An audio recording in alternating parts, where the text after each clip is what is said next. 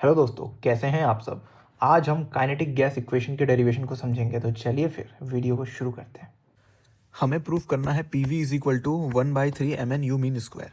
P मतलब है pressure, we मतलब है वॉल्यूम, स्मॉल एम का मतलब है mass of a single gas molecule, N मतलब है नंबर ऑफ मॉलिक्यूल्स और यू मीन स्क्वायर इसका मतलब है वी आर एम एस का स्क्वायर, यानी कि रूट मीन स्क्वायर वेलोसिटी का स्क्वायर कर रखा है हमने।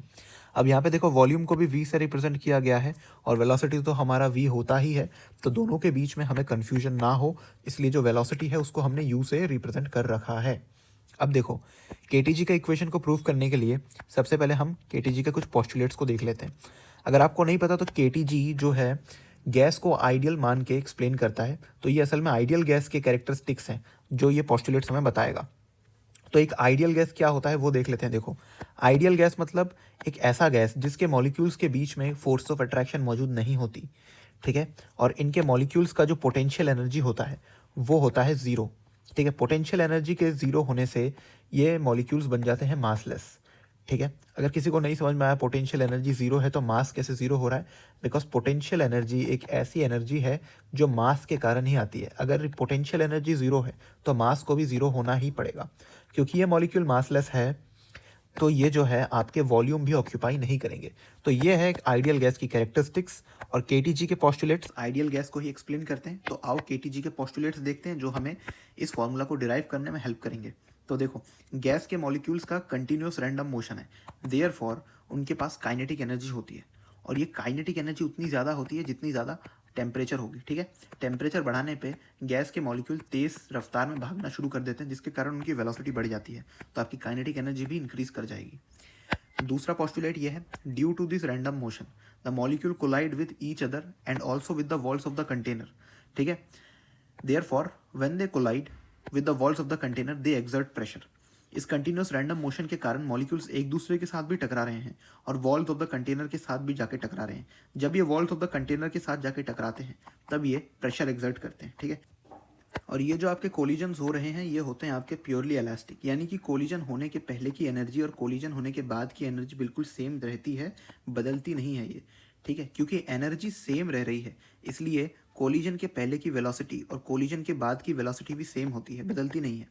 अगर आपको नहीं समझ में आ रहा तो देखो, क्योंकि एनर्जी सेम है, बदल नहीं रही, तो एनर्जी में एक एनर्जी हमारी काइनेटिक एनर्जी भी है जो कि मोशन के कारण आती है। ठीक है, और काइनेटिक एनर्जी का फॉर्मूला होता है हाफ एम वी स्क्वायर। इसमें देखो वेलोसिटी का भी टर्म आ रहा है, तो एनर्जी तो बदल नहीं रही है तो वेलोसिटी कैसे बदलेगी, वेलोसिटी भी सेम रहेगी कोलिजन के पहले की और कोलिजन के बाद की।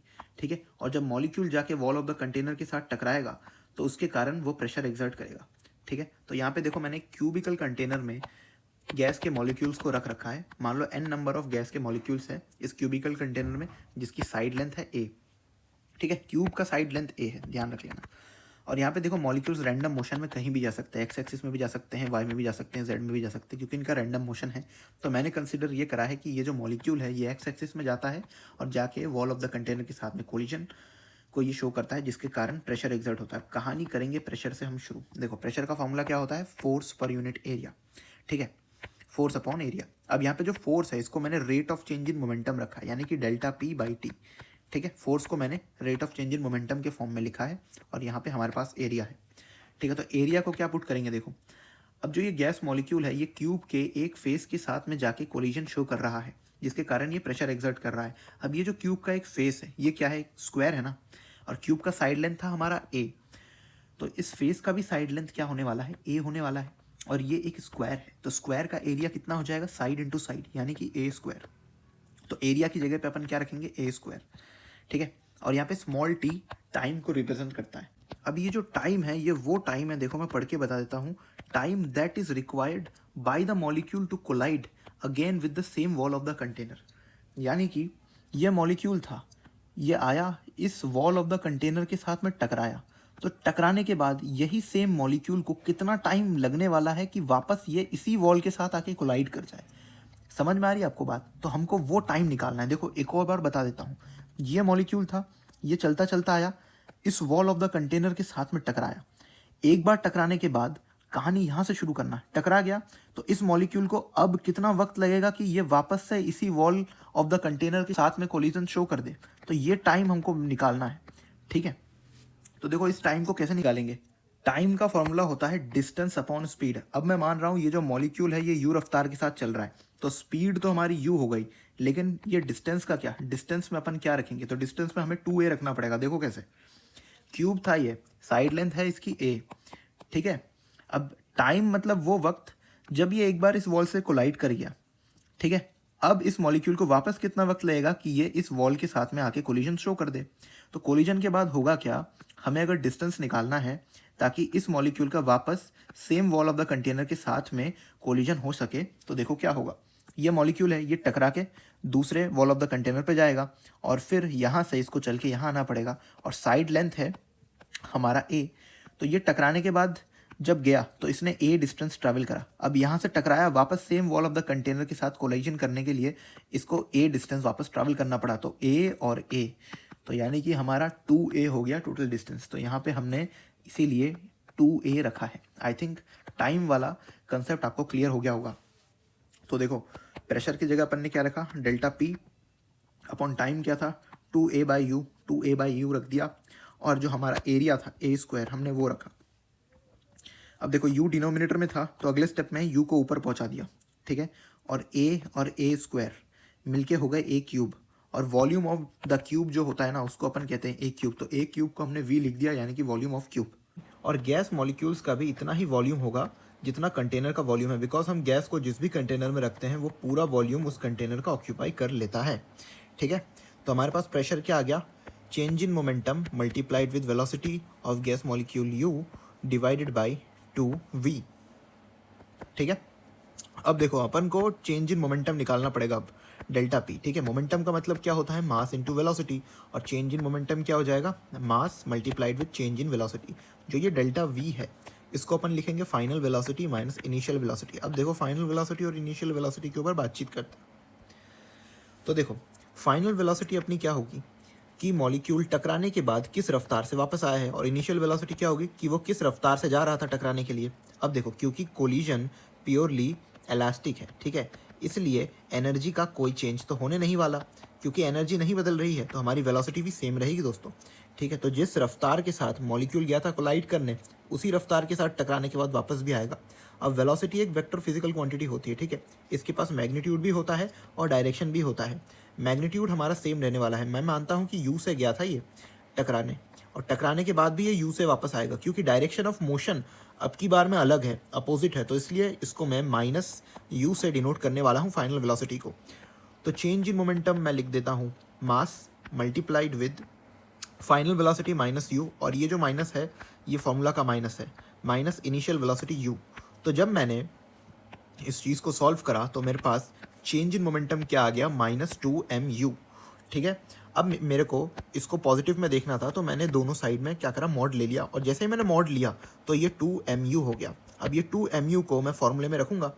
अब देखो प्रेशर इज इक्वल टू, मैंने 2mu रख दिया, ठीक है। ऊपर वाला अगर आप देखो तो यहाँ पे हमारे पास एक u था डिवाइडेड बाई 2v था, ठीक है। जब मैंने ये वैल्यू रखी, अब देखो क्या हो जाएगा, u हमारा u² हो गया और 2 से 2 कट गया, तो फाइनली हमको क्या मिलता है, pressure is equal to mu² divided by v।